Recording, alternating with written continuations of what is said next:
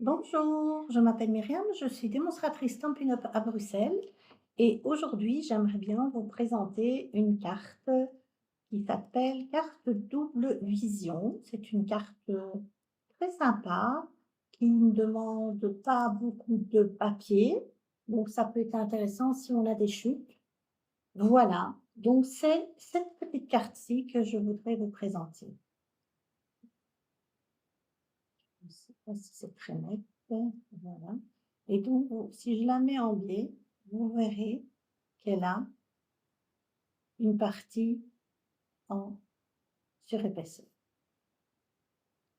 Voilà. Donc, pour faire ce genre de carte, vous devez avoir un papier paysage, un papier ici avec des éléments qui peuvent être coupés. Évitez peut-être de faire ça avec des personnages, etc., parce que ça pourrait faire des visages un peu étranges quand le visage est un peu comme ça coupé. Ça va? Vous pourriez avoir une sorte de Picasso. Si vous aimez Picasso, pourquoi pas, mais c'est pas vraiment conseillé de couper des visages. Voilà, voilà. Donc moi j'avais fait celle-ci avec une ancienne collection. J'ai également fait, pour vous montrer, ça c'était le papier qu'on avait eu le cadeau du mois, qu'on peut le faire aussi bien à l'horizontale, bien entendu, et qu'on peut le faire avec un papier qui est plus un papier, comment dirais-je, de fond, mais qui permet également d'avoir un fond sympa, qui permet de faire une carte plus neutre peut-être, en fait, voilà.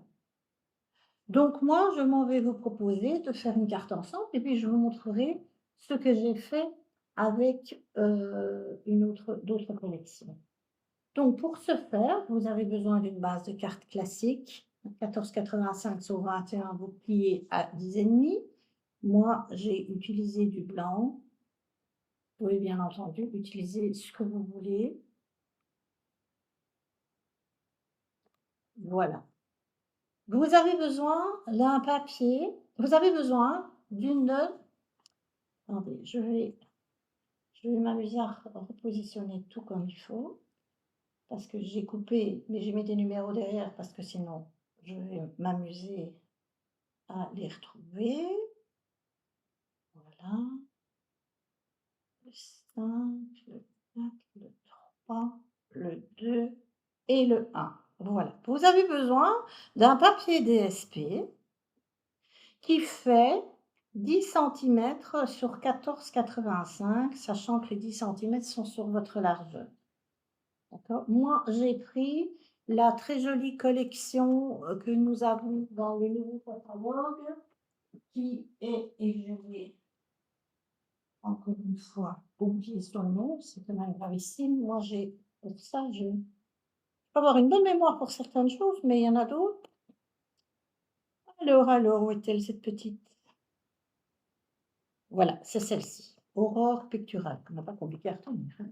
Voilà, qui a de magnifiques papiers. Oui, et donc moi j'ai pris ce papier-là.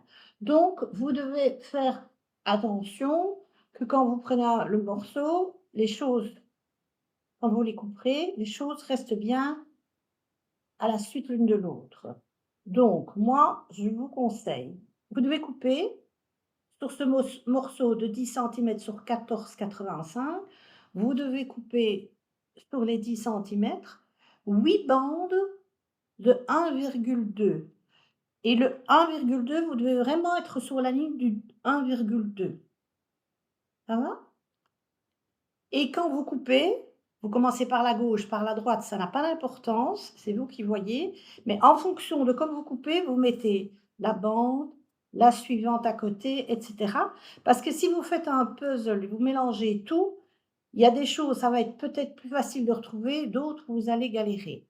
Bon, moi ici, comme je devais faire une vidéo, j'ai mis un numéro derrière. Si vous êtes plus sûr, vous pouvez mettre un petit numéro derrière et comme ça, vous savez que, votre première c'est celle-là et ainsi de suite.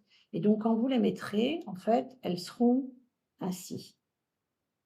Donc il faut reconstituer le visage, le paysage. D'accord? Donc maintenant le but, c'est de prendre un cardstock assorti à votre papier ici, qui va faire ressortir légèrement le papier. En soi, j'entends par, vous voyez ici, il y a du vert olive en dessous. Ça ne se voit pas beaucoup, mais ça donne un reflet, vous voyez, ça donne un reflet à votre papier. Si j'avais mis du blanc, du pêche, et cetera, ça aurait fait complètement différent. Et donc ça, c'est important de choisir le bon cardstock qui va avec. Donc ici, j'ai pris, bleu et des bois. Je ne sais pas ce que j'ai, je crois que c'est la chaleur qui fait que ça ne va pas. Donc on commence par la gauche, par la droite. Moi, je vais commencer par la gauche parce que c'est plus facile pour moi. Vous mettez bien, je vérifie quand même si j'ai pas tout bougé, donc je bouge 2, 3. Maman, oui, parce que ça m'a l'air d'être bon au niveau de la reconstitution. 5, 6, 7, 8, voilà. Donc, vous allez prendre votre première bande. Prenez de la colle. Je vous conseille de prendre de la colle plutôt que du DSP parce qu'il faut que ce soit bien collé. La colle, ça permet de bouger un petit peu votre papier. Donc, vous mettez de la colle. Mettez de la colle. Hein, sur votre bandelette. Et vous la posez ici sur l'angle du côté ici de votre cardstock. Bien au bord.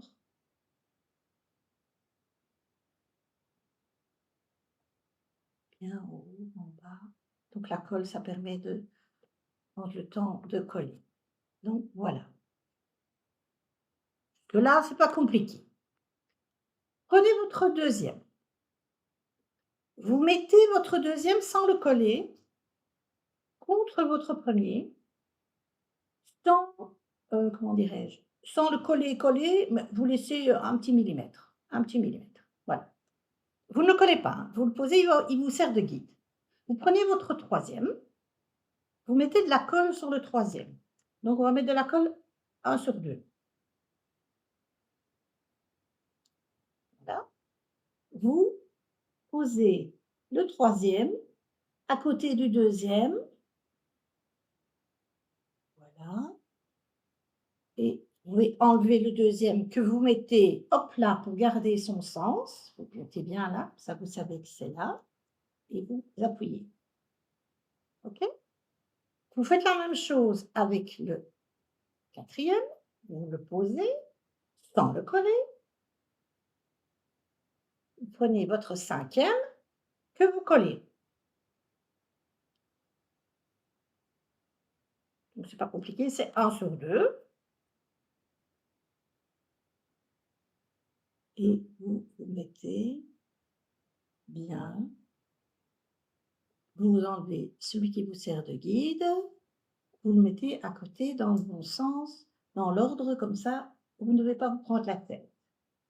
OK jusqu'à présent? Vous prenez le suivant qui vous sert de guide. Vous le posez sans le coller. Vous prenez l'avant-dernier, vous le collez.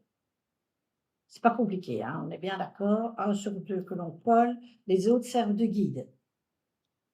Le tout, c'est de ne pas vous mélanger les pinceaux quand vous bougez vos petites bandelettes, de les garder bien dans votre ordre. Et donc, si vous avez un petit doute, vous le numérotez, comme ça vous êtes complètement tranquille. Voilà. Et le dernier sera collé. Donc, voilà. Pour l'instant, on a un demi-paysage. La colle, vous pouvez la remettre de côté. Vous prenez des dimensionnels.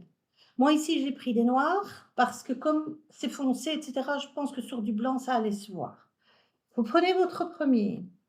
Vous mettez, moi j'en mets 5. Alors je sais que je vais encore faire dans les chaumières, mais il faut quand même pas que ça plie. La bandette est assez fine.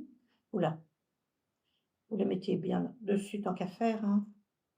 Alors voilà, vous les répartissez sur votre bandelette.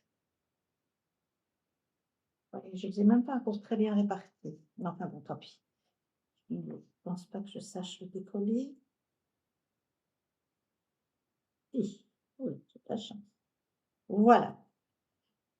et vous mettez votre deuxième à la place, enfin celui-là où il doit être. Et étant donné que nous avons mis nos dimensionnels, nous sommes en surélevé et vous voyez qu'en dessous, on aperçoit légèrement le papier. Donc c'est ça qui fait joli. Vous auriez pu mettre du jaune, vous auriez pu mettre du bleu plus clair. C'est un peu à votre meilleure convenance. Moi, je mets ça, rien ne vous empêche de mettre autre chose. Il y a des papiers où, par exemple, vous pourriez mettre du doré en dessous ou de l'argenté, ça pourrait être très joli. Donc franchement, c'est une petite carte qui peut être faite, à l'infini, parce qu'on a beaucoup de collections qui, comment dirais-je? Qui peuvent être coupées comme ceci et il vous faut finalement un morceau de 10 centimètres sur 15, on va dire. Donc en général, on a quand même ça dans une chute de papier et donc le but est de coller à son aise, en surélevé et bien garder évidemment le sens papier. Ne le mettez pas à l'envers, hein, votre petite bandelette, faites attention, hein. Et vous continuez, donc on remet des petits dimensionnels. Vous pourriez mettre des bandes aussi, si vous avez plus facile. Mais il faut mettre quelque chose en surélevé, ça c'est certain, hein. Sinon, on n'a plus cet effet double vision. En fait, c'est les dimensionnels qui permettent d'avoir cet effet double vision.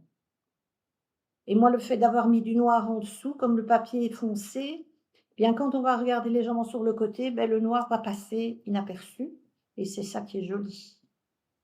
Et c'est ça qui fait toute la carte, hein. Quelquefois, c'est le petit détail qui change tout. Donc voilà, faisons attention d'être dans le sens. Excusez-moi, je vais un peu avancer vers moi pour avoir voilà, oui. Donc je vous dis, hein, si vous avez un petit peu peur de vous mélanger les pinceaux avec vos bandelettes, vous les numérotez et comme ça, si vous êtes distrait par quelque chose, eh bien, vous avez toujours vos petits numéros qui vous indiquent le chemin, hein. Il n'y a pas de honte à se donner des petits trucs et astuces.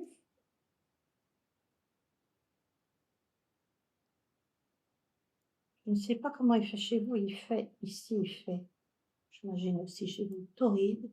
On a de l'orage. Je dirais pas que ça fait du bien parce qu'il fait toujours maintenant il fait hyper lourd, donc je pense qu'il est mieux finalement. Ah là là, mais je vais content. Alors, le problème, c'est que c'est toujours tout ou rien et quand on est en ville, trop de chaleur, c'est insupportable. La chaleur, c'est bien quand on est les pieds dans l'eau, mais quand on ne sait pas comme ça, c'est pas top, hein, faut reconnaître. Voilà.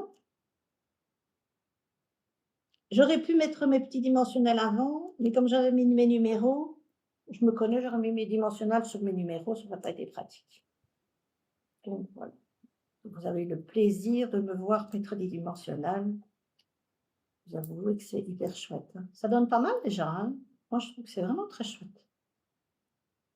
Déjà que ce papier est très beau et je trouve que ça lui donne encore une autre perspective et donc là, donc, voilà, voilà et voilà. Alors, vous avez peut-être un petit bout de trop. C'est extrêmement difficile. C'est une carte que j'ai vue chez une américaine. Je vais chercher mes ciseaux. Attends, je vais chercher mes ciseaux parce que je les ai oubliés.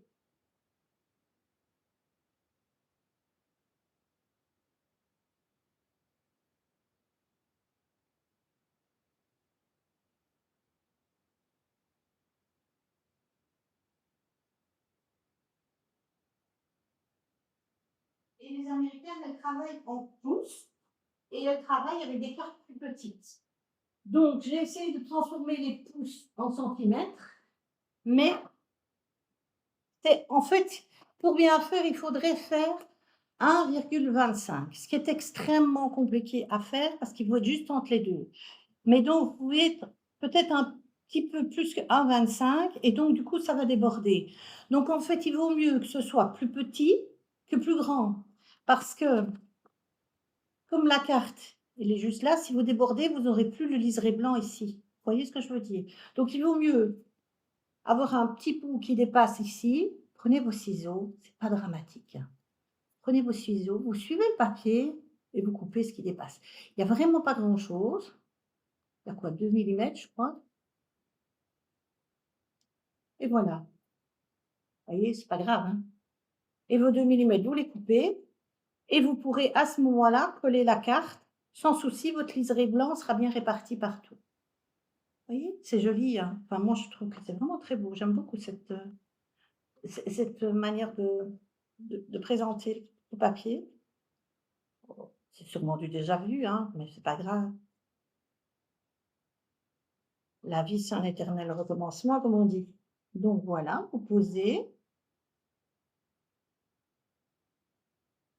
et vous appuyez à votre aise. Là, là, voilà et voilà. Et le fait d'avoir mis, vous voyez le bleu en dessous, lui donne encore un relief différent. Et en fonction de la couleur que vous mettrez en dessous, beh, vous aurez une présentation différente.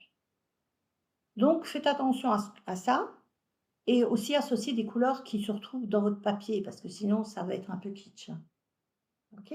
Alors au milieu, bien entendu, on met une petite page avec une déco. Enfin moi je rajoute toujours un papier. Je sais qu'il y en a qui déposent directement sur la carte. Ça c'est au goût de chacun. Ouh là, on est parti. Et donc, vous refaites un rappel. Moi, je fais un rappel du papier. En fait, c'est la chute du papier. Vous pouvez l'utiliser, c'est sympa. Ouh là, décidément, je suis un peu brutale, hein. Voilà. Et moi, j'ai fait une petite étiquette, toute simple, toute mimi, qui ne demande rien de plus. Et donc, je vais la mettre en haut pour garder cet effet, oui, miroitant de la mer. C'est justement ça qui est beau. Et donc, moi, je vais mettre ma carte ici et je vais profiter des espaces pour glisser mes dimensionnels dedans, qui sont la bonne largeur. Hop là, j'en mets 2 et puis j'en mets 2 là. Voilà. Puis, pour enlever les petits opercules. Le fait d'en mettre là, vous n'êtes pas obligé de mettre de la colle. Vous pouvez si vous avez envie, hein, mais vous n'êtes pas obligé. Et vous posez, alors attendez, je mets ça droit vers moi, votre étiquette. Et le fait d'avoir mis les dimensionnels entre les bandes, ben, ça vous met tout bien à l'horizontale puisque c'est la même épaisseur que là. Pratique, hein. Et donc vous garnissez avec un petit peu de déco, comme vous avez envie. Je pense que oui, le papier, c'est parti. Ça, c'était d'un kit. Il me restait des petites perles, je trouve que ça va super bien. Ne jetez pas tout ça, il y a toujours des choses qui peuvent être utiles à gauche, à droite. Voilà. Donc c'est une carte simple, qui fait son petit effet, je trouve. Vous voyez, on a une carte simple, qui a son petit reflet. Elle a du reflet papier et elle a de l'épaisseur. Donc elle a double effet. Comme dit la publicité, double effet qui se roule. Voilà. Et donc, moi, j'ai également fait cette carte-là, qui est bien plus automnale, bien entendu, mais qui est faite aussi avec une ancienne collection, un beau paysage de forêt. Et là, j'ai mis à l'intérieur du pâtisserie au Pacane. Ça se voit peut-être pas, mais ça lui donne vraiment un reflet. C'est vraiment assorti à mon papier. J'aurais pu mettre du jaune là, qu'est-ce que c'était comme jaune? J'aurais peut-être mettre de l'or aussi. Ça aurait peut-être pu être joli. Voilà. J'ai fait celle-ci. Vous voyez? Ça aussi on peut couper, hein. Ce sont pas des visages, donc ça vous pouvez couper. Et là également, j'ai mis du pâtisserie au Pacane, parce que ça allait bien avec les coloquintes. J'ai fait celle-ci. Très beau paysage orageux. et j'ai mis du bleu nuit en dessous. Voilà, et j'ai fait celle-ci avec, je crois que c'est Prairie de velours, et là, j'ai mis du blanc. Là, j'ai mis du blanc. Alors j'aurais pu faire l'inverse, mettre, c'est quoi cette couleur-là? C'est quoi cette couleur-là? C'est épouvantable. Moi, dans les couleurs, quelquefois ça va tout seul, quelquefois je retiens pas. Explosion de baie, j'aurais pu mettre explosion de baie en dessous et du papier blanc, sur la base. Mais je trouvais que ça aurait fait peut-être trop blanc sur blanc. Voilà, et donc vous voyez qu'avec différents papiers, vous avez des cartes complètement différentes, ce qui n'est pas vilain en soi, je trouve. Voilà, comme ça vous avez une idée de ce qu'on peut faire avec ça, avec le papier, voilà, et ceci est la carte que nous avons faite aujourd'hui. Voilà. J'espère que cette petite carte vous aura plu, que vous n'hésiterez pas à la refaire. Si vous avez envie d'acheter quelque chose, n'hésitez pas à faire un petit tour sur ma boutique ou aller sur Stampin' Up et me trouver comme, démonstratrice. Et si vous avez la moindre question, je serai heureuse de vous d'y répondre. Voilà, voilà.